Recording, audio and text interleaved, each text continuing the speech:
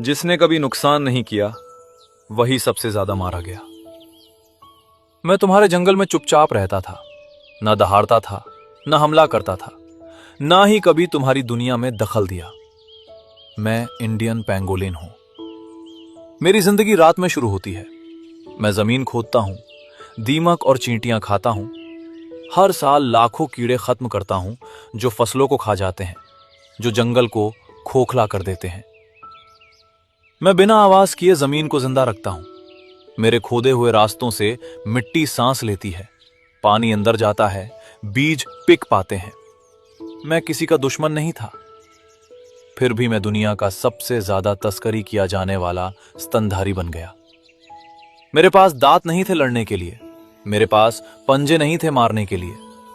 मेरे पास सिर्फ मेरे शल्क थे जो मुझे जंगल से बचाते थे।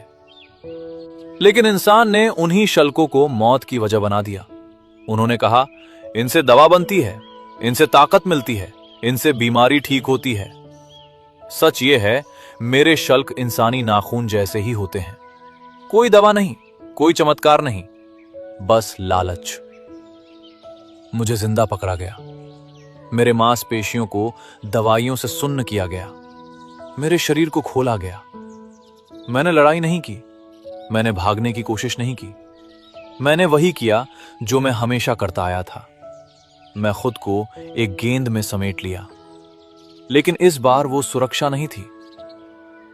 मेरी मां ने मुझे जन्म दिया सालों की उम्मीद के बाद, और इंसान ने कुछ ही मिनटों में मेरी पूरी उम्र खत्म कर दी।